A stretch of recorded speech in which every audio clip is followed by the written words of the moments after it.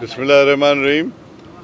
اصل میں بات یہ ہے کہ جو پریویس جج صاحبہ تھیں وہ میرا خیال ہے ان کا ٹائم ٹینیور ختم ہو گیا تو وہ چلی گئی ہیں، لیکن انہوں نے ایک اپلیکیشن ضرور سنی تھی فاروق ایچ نائک صاحب کی.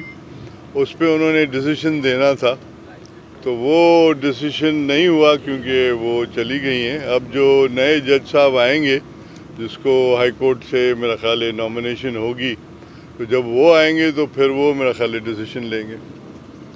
حقیقت یہ ہے. ہم تو دیکھیں، میں تو ہمیشہ کیسز کو میں نے فیس کیا ہے، اور یہ میڈیا ٹرائل جو میری 30 سال سے چل رہی ہے، 30 سال میں جتنے میرے پاس کیسز ہیں، میرے پاس لسٹ ہے، جو ہمیشہ فیک کیسز نکلے ہیں، اور ہمیشہ میں باعزت بری ہوا ہوں آپ سارے دوستوں کی دعاؤں سے، اللہ کی مہربانی سے، ہماری پارٹی لیڈرشپ کی ڈائریکشن سے. تو ہمارا کام یہی ہے کہ ہم فیس کر کے پروو کریں کہ یہ چیز غلط ہے اور یہ غلط نہیں ہونا، جیسی چیزیں نہیں ہونی چاہیے. سیاسی لوگوں کو آپ جو ہے وہ اس طرح پریشان کرتے ہیں. اب جن لوگوں نے میرے ساتھ کیا وہ خود پریشان ہیں، تو یہ چیزیں ریئلائز کرنی چاہیے، اور جو حقیقت ہے حقیقت پیش کرنی چاہیے. ہم تو فیس کریں گے واٹ ایور میں کام. ہمارا کام یہی ہے کہ ہم فیس کر کے پروو کریں کہ یہ غلط ہے، کیونکہ ہم ریزسٹ کرتے ہیں.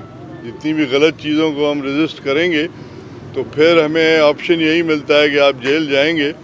اور ہمیں لیڈرشپ نے یہی سکھایا ہے کہ ہم جیل جانے سے ڈرتے نہیں ہیں بلکہ ہم فیس کرتے ہیں.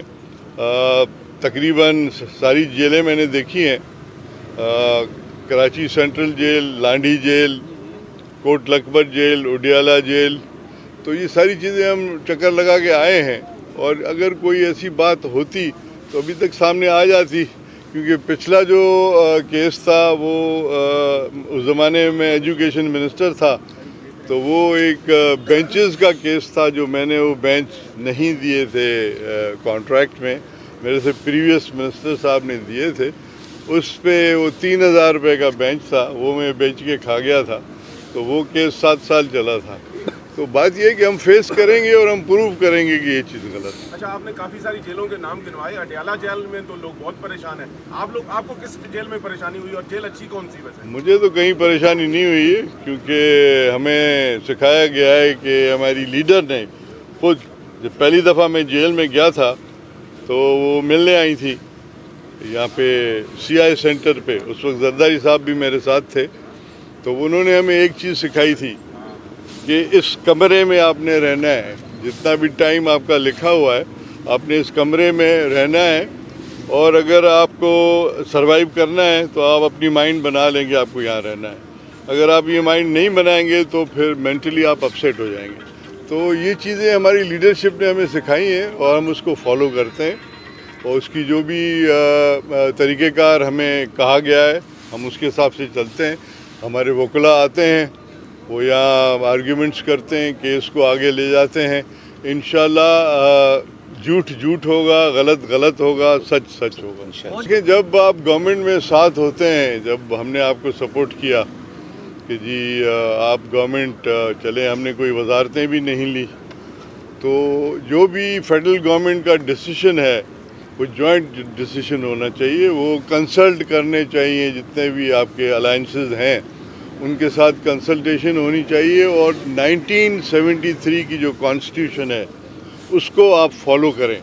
اگر آپ 1973 جو شہید ذوالفقار علی بھٹو نے بنائی تھی، اس سے پہلے کوئی کانسٹیٹیوشن نہیں تھی، پاکستان چلا تھا بغیر کانسٹیٹیوشن کے.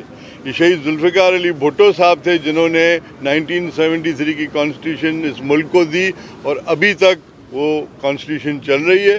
بیچ میں اس کو آپ نے دیکھا کافی جو لوگ آئے، ڈکٹیٹرز آئے، انہوں نے اس کو ڈیمیج کیا. لیکن آصف علی زرداری صاحب جب پریزیڈنٹ بنے تھے پہلی دفعہ، تو انہوں نے سارے جتنے پاورز تھے پریزیڈنٹ کے وہ پارلیمنٹ کو ہینڈ اوور کیا تاکہ کانسٹیٹیوشن چلے، اور چل رہی ہے. ہم اس کی مخالفت کرتے ہیں، جتنے بھی 6 کینالز ہیں، اور ہم کبھی بھی نہیں چاہیں گے کہ، کیونکہ ہماری فیلڈ جو ہے وہ ایگریکلچر رہی ہے، پورے پاکستان کی فیلڈ ایگریکلچر ہے، صرف سندھ کے ساتھ زیادتی نہیں ہونی چاہیے. اگر سندھ کے ساتھ زیادتی کریں گی تو ایک ایک سندھی باہر آئے گا, مر مٹ جائے گا, لیکن یہ چیز نہیں کرنے دے گا. یہ میں آپ کو بتا دوں, ایک ایک سندھی باہر آئے گا. کوئی بھی یہاں ایسا سندھی نہیں ہے. جو لوگ رہتے ہیں, خصوصاً میں تو ان کو بھی بولوں جو کراچی کے شہر میں, حیدرآباد میں رہتے ہیں, جو سندھ میں پیدا ہوئے ہیں, بھلی ان کی زبان کوئی بھی ہو, میں ان کو بولوں وہ بھی اپنے صوبے کا ساتھ دینا چاہیے. ان کو بھی آگے آنا چاہیے اور سندھیوں کے ساتھ بیٹھ کے صوبے کا ساتھ دینا ضروری ہے. مذاکرات میں تو فیڈرل گورنمنٹ سے ہمارا وہ نہیں ہے کمیونیکیشن.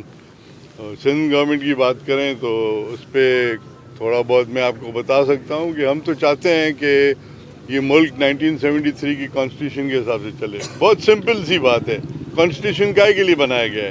ساری دنیا میں کانسٹیٹیوشنز ہیں اور وہ اس کو فالو کرتے ہیں, تو ہمیں فالو کرنا چاہیے, کیونکہ کانسٹیٹیوشن جس طرح بنا تھا کوئی آسان کام نہیں تھا. اگر اتنا ایزی ہوتا تو اس سے پہلے بن چکا ہوتا. تو یہ بھٹو صاحب کی مہربانی ہے اس ملک کے اوپر, جنہوں نے کانسٹیٹیوشن دیا ہے تاکہ یہ ملک چلے اور چلے گا. اچھا آغا صاحب, جو بھی رزلٹ آتا ہے اسٹوڈنٹس کا, چاہے وہ MD کا ہو, میٹرک کا ہو یا انٹر کا ہو, تو ایلیگیشن یہ لگتا ہے کہ جان بوجھ کے رزلٹ بچوں کا خراب کیا جائے تاکہ کراچی کے, خصوصی طور پہ کراچی کے بچوں کا فیوچر تباہ کیا جاتا ہے. یہ ایلیگیشنز وہ آپ لوگوں پہ لگاتے ہیں کہ یہ انٹیریئر سندھ کے بچوں کو فائدہ دینے کے لیے یہ ساری حرکتیں کی جاتی ہیں. نہیں, دیکھیں, سندھ ایک صوبہ ہے, اور جو یہاں رہتا ہے, بڑے شہر میں ہو یا دیہات میں ہو, سب کا حق ہے کہ وہ ہر جگہ پارٹیسپیٹ کر سکتے ہیں. اس کو کوئی نہیں روک سکتا کہ یہ وہاں سے کیوں آیا ادھر, یہ یہاں سے وہاں کیوں گیا. نہیں, یہ صوبہ ایک ہی ہے اور یہ ایک ہی رہے گا انشاءاللہ.